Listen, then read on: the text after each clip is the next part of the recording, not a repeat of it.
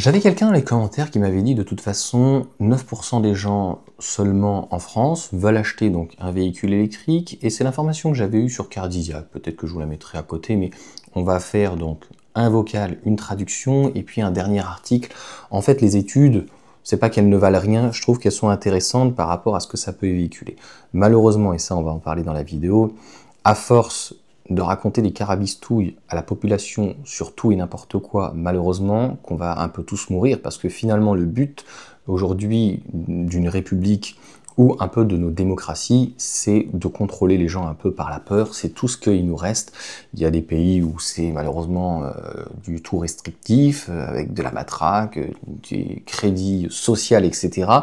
Chacun y va de son truc. Je sais plus, là, au Salvador, maintenant, c'est carrément donc en prison. Et là, en gros, bah, les gens, en fait, ils ne comprennent pas. C'est-à-dire qu'on parle de neutralité carbone. Moi, je préfère parler d'agrément de conduite et de plaisir et d'économie. Je ne dis pas qu'il ne faut pas regarder cette partie-là, mais les gens qui se focusent dessus, obligatoirement, ont un petit arrière-goût covidien ou autre. Donc seuls 9% des Français donc, se disent prêts à acheter une voiture électrique en 2025 d'après l'étude annuelle du cabinet Deloitte. Est-ce que c'est un fait ou pas? On le voit, c'est-à-dire que si on en fait la traduction, en 20 ans, on va dire que le marché est passé de grossièrement 1% à 20%. Donc l'envolée est plutôt bonne.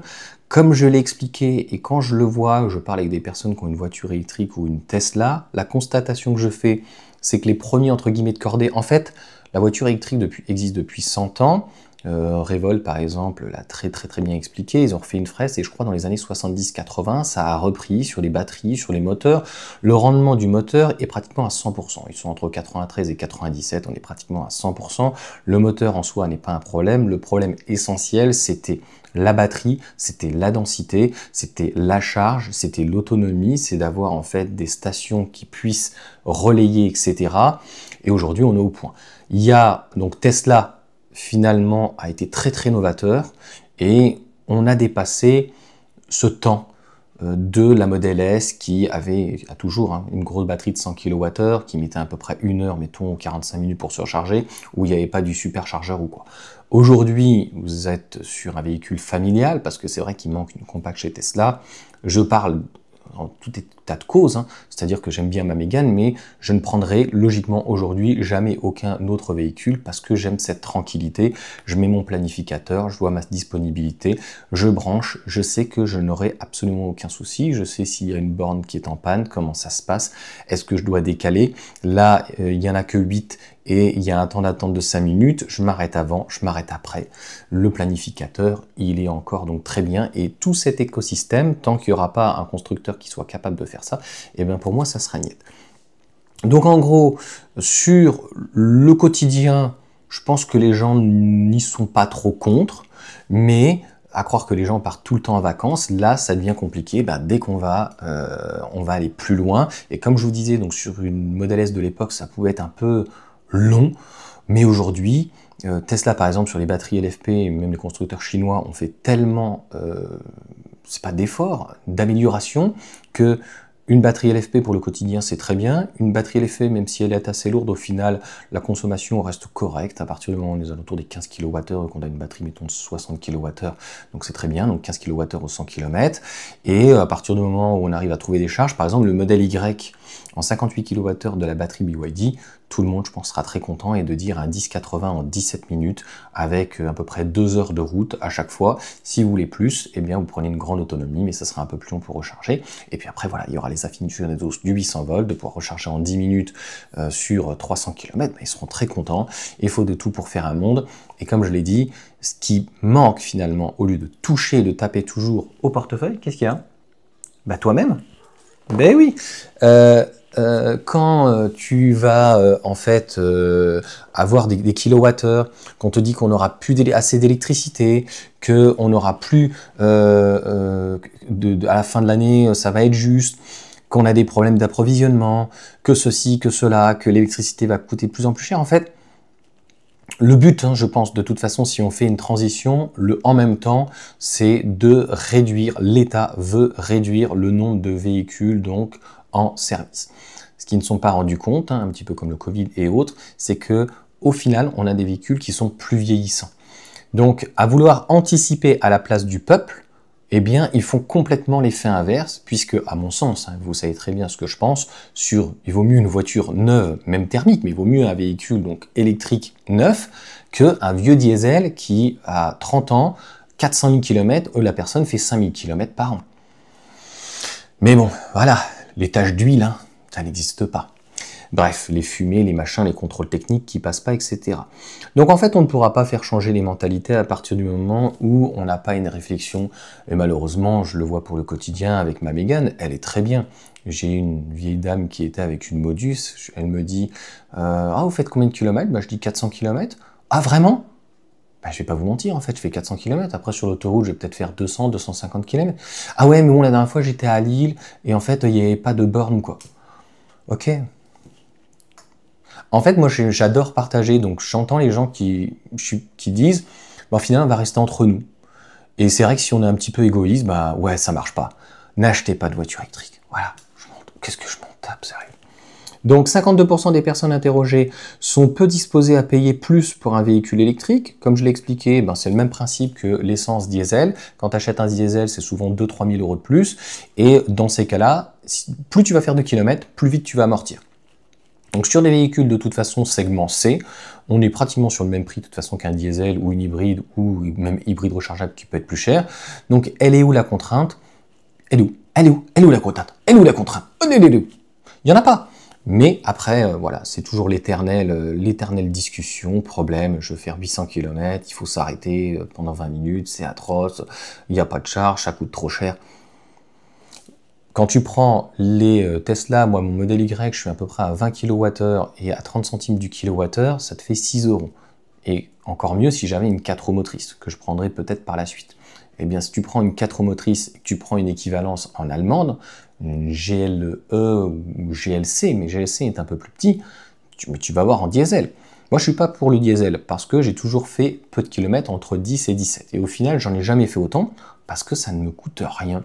Et donc, je ne regarde pas. Mais je peux comprendre que quand on a un véhicule thermique et qu'on commence à vouloir faire 50 km, on se dit « Oh là !» Donc là, il fait beau, la voiture, elle est rechargée par les panneaux. Et la tranquillité, la sérénité, on ne parle pas de ça. Et d'ailleurs, quand nous, on en parle, en fait, on vient toujours à nous remettre à ce qu'on n'est pas des simples écolos-bobos. Bon, voilà, écoute, t'as raison, mon petit loup. Une récente étude donc, de la Centrale avait déjà affiché l'attachement des automobilistes aux moteurs thermiques. Moi, j'ai eu beaucoup de V6 en plus. La plupart du temps, les gens roulent en DCI. Il est où ton agrément? Tu as une boîte méca. Là, tu as un véhicule très souvent qui va avoir du one pedal, même chez Renault notamment, qui arrive au niveau de la Renault 5. Tu vas avoir donc un agrément au niveau de la boîte de vitesse, au niveau de la conduite. Tu vas te concentrer sur la conduite et non plus même sur ta boîte auto, etc. Le véhicule en plus avec le one pedal donc ne peut pas repartir en arrière. Donc en fait, tu as une sérénité que tu ne peux pas avoir. Et franchement, ton vroom vroom, ok, je l'entends, mais je peux t'assurer que je ne sais pas si c'est l'âge, mais le calme, ça fait du bien. Il y a des bruits, par exemple, que je supporte plus. Ça ne veut pas dire que moi, je ne suis pas anti-voiture thermique. Je pense que des petites voitures où on n'arrive pas à faire moins cher de 20 000 et qu'on peut proposer des petits véhicules, maintenant, il n'y en a pratiquement plus en dessous ou aux alentours de 10 000 euros, en thermique, on les fait. Et des véhicules simples. Après, je suis pour, par exemple, les voitures sans permis. Quand on est passé au diesel, c'est une vraie tondeuse à gazon. Ah non, l'électrique, c'est super pour ça. Franchement, et pas que pour la ville. L'électrique, c'est bien pour tout. À partir du moment, c'est vrai qu'il ne faut pas être hypocrite, on puisse se recharger et pour pas trop cher.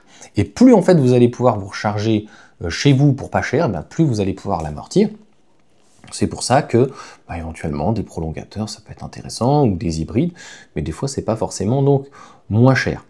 Alors, la fidélité aux marques n'est plus une priorité. Bon, on voit bien, 46% des Français interrogés ont changé de marque lors du renouvellement de leur automobile et 54% sont prêts à le faire pour le prochain achat. La référence d'une marque française n'est pas un critère sélectif pour 44% des Français. Moi, j'irai plus loin. Je dirais que le problème, c'est pas forcément toujours le prix qui nous prennent pour des pigeons, c'est surtout l'hypocrisie. C'est-à-dire que sur un véhicule électrique, on sait très bien qu'il n'y a rien à contrôler, il y a juste un pauvre filtre. Voilà, on fait un contrôle technique, on fait un entretien tous les 2 ans juste pour vérifier le véhicule, on paye 100 balles, comme MG par exemple, ils font plutôt bien. Donc j'ai Cédric, là, avec sa MG4, ils ont vraiment trop contrôlé. Moi, sur la Mégane, ils changent juste le filtre. Il vérifie la pression des pneus, il a donné un coup d'aspirateur, c'est bien. Mais il ne vérifie pas des points de contrôle comme le contrôle technique au niveau des triangles, des suspensions, des bras, etc. Donc en fait, si tu veux, on va pas en dessous de la voiture, quoi. Les objectifs de décarbonation dans le VAG, moi je parlerai pas de ça. Voilà, parce que déjà de 1, je ne suis pas assez compétent, très concrètement. De 2, c'est pas que j'y crois pas, mais ça me paraît extrêmement abstrait. Et je préfère en fait, encore une fois, parler d'agrément de conduite, parler de plaisir et parler d'économie. C'est tout ce qui m'intéresse. Et puis la dernière chose que j'ai vue donc au niveau d'Automobile Propre, donc que j'ai screené, donc là ils en remettent malheureusement une couche. Alors tu n'arrives pas à... Ah non, tu es en train de jouer avec un truc par terre. Pourquoi le fossé se creuse entre les conducteurs de voitures électriques et les autres? Ça fait un peu péjoratif. Donc je ne pense pas que l'écart se creuse, c'est-à-dire que il y a certaines choses où, je l'ai déjà dit, c'est pas qu'une question d'argent, ça mérite une réflexion. Et si vous n'avez pas cette réflexion et que vous êtes un petit peu braqué, ça sert à rien de poser des questions. Vous en avez, je pense, des amis, des collègues de travail. Ils vont vous dire, bah alors, c'est bien, ça marche, mais ça les intéresse pas. Donc en fait, moi, ça m'intéresse pas de discuter avec ces gens comme ça. 15 000 conducteurs ont récemment été interrogés en Europe, aux États-Unis et en Chine. Les résultats révèlent un fossé croissant entre les propriétaires de voitures électriques et ceux qui n'ont pas encore sauté le pas. Non, moi je m'en fous. La seule chose qui m'agace, c'est les mecs qui n'ont pas de voiture électrique et qui n'ont aucune expérience, qui n'ont jamais essayé. Ils viennent te dire que c'est de la merde et ils y connaissent rien et que machin et tout. C'est tragique. Franchement, c'est tragique. C'est les experts en expertise. Je ne dis pas que je suis parfait. Je dis juste que tu es au moins un utilisateur. Je dis pas que tu es un expert, mais au moins tu as un vécu. Putain, c'est comme si tu me parlais d'un sauciflard, tu l'as jamais mangé et voilà, ça donne l'impression de voir des gamins. C'est pas bon, mais t'as goûté? Non, bah écoute, tu goûtes et après tu l'ouvriras. C'est aussi simple que ça quand même. Tu donnes ton avis, mais tant que t'as pas goûté, tu la fermes. 15 000 automobilistes, machin, l'expérience, ce petit détail qui change tout. Je pense que le problème aussi en France, je l'ai déjà expliqué, c'est que nous, les voitures qui se vendent, c'est des petites voitures comme, entre guillemets, au Japon. Donc, aujourd'hui, on a bien vu que lorsque vous avez un 3008, un espace, vous avez un véhicule du segment C, vous avez un véhicule entre 4,40 m et 4,80 m, eh bien, finalement, on voit de plus en plus de voitures électriques de ce gabarit-là. Et c'est pas parce que les gens veulent des SUV ou quoi, c'est qu'ils ont besoin de véhicules familiaux. Et en fait, lorsqu'ils ont un budget soit en leasing de 500 balles, soit de 40 000 euros, eh bien, à crédit ou pas, c'est naturel. Malheureusement, quelqu'un qui a un budget pour une Dacia Sandero, par exemple, à 15 000 euros, un truc de base ou quoi, ou une Stepway à 17 000, bah, il peut pas retrouver d'équivalence en électrique. Même chez Dacia, il a une Dacia Spring. Et donc, en termes de polyvalence, c'est compliqué. Donc, on est en train de larguer une partie de la population et c'est là où le 800 volts, ça peut être intéressant sur des petites batteries LFP de 40 kWh qui n'auront pas une grande autonomie, mettons 200 km, mais si on fait 5006, ça fait 1 million de kilomètres. Donc, en fait, on est large. Donc là, ça peut être intéressant et c'est les petites batteries peut-être qui vont devoir se recharger plus rapidement sur l'autoroute, enfin, plus souvent, pardon, à peu près toutes les heures et demie qui vont faire 150 km. Mais si finalement la batterie se recharge là où il y en 10 minutes, ça permet de compenser. Et on ne compense pas en fait un manque d'efficience, on compense parce que le véhicule est petit, parce qu'il ne pourra pas avoir plus de densité et parce que il n'aura pas plus d'autonomie. Donc on essaie de compenser son manque de polyvalence avec une architecture 800 volts. Là, donc dans ces cas-là, ça peut être intéressant. Vous allez chez Unity, vous rechargez en 10 minutes, vous repartez, vous arrêtez au bout d'une heure et demie, vous rechargez 10 minutes. Finalement, ça sera agréable. Le seul truc qui ne sera pas agréable, c'est pour manger, voilà, vous ne pourrez pas manger en 10 minutes, sauf si vous mangez dans ces cas-là un sandwich dans la voiture. Après, comme vous avez pu voir, ça peut être une question d'argent en Chine, une question d'éducation en Chine ou d'argent en Norvège, mais en Norvège, par exemple, quand vous regardez partout, que ce soit en Norvège ou en Europe, les véhicules qui se vendent encore une fois le plus, ce sont des véhicules plutôt du segment C que du segment B. Et encore une fois, c'est certainement plus par rapport à leur polyvalence, donc, et que c'est ce qui manque peut-être pour que les véhicules donc, du segment B, plus compact citadine, eh bien, puissent avoir plus de volume. Est-ce que ça se fera? La Mégane va proposer logiquement à terme du 800 volts. Bizarrement, Kia avec le V3 n'a pas proposé de 800 volts, donc propose une plus grosse batterie. Et c'est là au final, une batterie de 40, 50, 60 kWh pour le quotidien pourra permettre donc de compenser avec une architecture 800 volts le fait de pouvoir partir donc plus loin au final. Et donc la Kia EV3, je crois qu'il y a deux batteries, une entre guillemets petite, mais qui fait dans les 50, 60, je ne suis pas un spécialiste de Kia, je crois que c'est 53, 55, je crois qu'il y a une autre batterie, un petit peu comme les ID3, etc., du groupe Volkswagen, de 77 kWh. Si tu remplaces cette batterie de 77 kWh NMC, donc nickel manganèse cobalt, qui coûte quand même très cher, par une 50 kWh LFP qui a une densité même qui est un peu plus faible, mais qui est compensée par une architecture 800 volts et qui coûte moins cher que la batterie. Donc lorsque tu accumules l'architecture 800 volts plus la batterie donc de traction de 50 kWh LFP, eh bien ça coûte toujours moins cher que la batterie de 77 kWh donc NMC. Je pense que le pari est gagné parce que de toute manière, ça représente 10% des trajets. Donc voilà pour toutes ces informations. Voilà, bannir le thermique, oui ou non, c'est des questions qu'on ne devrait même pas se poser. C'est-à-dire que plus de pédagogie sur la voiture électrique, oui, faire plus de pédagogie, mais les gens savent très bien qu'il faut qu'on supprime les aides maintenant. Les gens ont beaucoup profité, il y a eu beaucoup de magouilles, que ça soit au niveau du particulier ou du professionnel. Il faut qu'ils se débrouillent, il faut que nos constructeurs se débrouillent, il faut qu'ils puissent innover, il faut qu'ils puissent trouver des solutions. Et si les gens malheureusement n'ont pas compris que la voiture électrique technologiquement parlant et au niveau de l'agrément de conduite et de plein de choses, en fait, elle est bien supérieure au véhicule thermique, le calme, l'agrément, etc., après tu peux rien faire. Donc tu lâches le choix et à un moment donné ça va se faire d'une manière naturelle. Et ça se fait d'une manière naturelle plus sur le segment C, parce qu'il y a une réalité à un moment donné économique. Et malheureusement, il y a beaucoup de choses qui sont responsables. L'État est responsable, c'est vrai. Les médias sont responsables. La justice est responsable. Mais même Tesla, Volkswagen, quand Volkswagen ils prêtent au service presse d'automoto, turbo ou quoi, et qui dézinguent l'ID4 parce qu'en fait, si tu veux, ils ne font pas de pédagogie ou quoi, les gens ils se disent déjà c'est impossible, ça marche pas, ça prend feu, c'est problématique, on trouve pas de borne. C'est quoi ce cirque? Vous avez bien vu l'été dernier, c'était un véritable cirque. Et il va avoir le même cirque cet été où tu as des tricards, pour pas les insulter d'autrement, juste pour faire le buzz. Ils vont prendre une bagnole, et même quand elle est bien, même si quand c'est une grosse batterie, ils partent à 30%. C'est vrai que moi, quand je pars en vacances, tu vois, je dégonfle les pneus. Ah bah ouais, parce qu'il faut pas que je parte avec des pneus, tu vois, qui sont machin. Donc voilà, je dégonfle les pneus, je fais exprès de dégonfler les pneus, et puis tu vois, quand je partais en vacances en véhicule thermique, je vais pas faire le plein avant, tu vois, c'est logique. Je vais faire le plein sur l'autre. Ça m'arrivait, hein, notamment pour capter l'éthanol moins cher. Et puis pour ceux qui diront que les superchargeurs sont pas à côté, même si vous sortez juste à côté de l'autoroute, je peux vous dire qu'honnêtement, ça se fait très bien. Et moi, j'en parle en état de cause, en état de cause, donc je peux pas mieux vous dire. Honnêtement, est-ce que je regrette? Non, il y avait eu une étude, pareil, qui disait 4 ou 70% des gens qui ont une voiture électrique regrettent. J'ai pas l'impression. Les gens, de toute façon, s'ils regrettent un achat éventuellement sur un véhicule électrique, c'est parce que ils se sont trompés peut-être de gamme ou quoi et de polyvalence, ce que je l'ai déjà expliqué donc dans la vidéo. Et ça peut arriver que des personnes se disent, moi, ça me suffit pas et je préfère en fait avoir une hybride ou une hybride rechargeable. Mais encore une fois, il faut laisser le choix et les choses doivent se faire d'une manière plus naturelle. Mais le fait que l'État y est allé en marche forcée, je pense que c'est encore une fois une mauvaise décision. Et on est quand même sur des proportions qui restent très faibles. Comme je vous l'ai dit, malgré toutes les aides, je pense qu'on aurait dû être plus près des 40-50%. C'est pas perdu, du tout. Quand on voit les gens qui passent à l'hybride, je pense que la deadline de 2035 est peut-être un peu courte. Il faudra peut-être 2040 ou 2050. Donc on voit, et les gens sont passés à l'hybride. Il y a 10 ans, l'hybride, c'est pas qu'il n'y en avait pas, mais il y en avait très peu. Aujourd'hui, c'est pratiquement là. C'est pas 50%, mais c'est le numéro 1 au niveau des ventes en Europe, en France, pardon. Et donc, je ne m'inquiète pas là-dessus, mais ça va prendre du temps.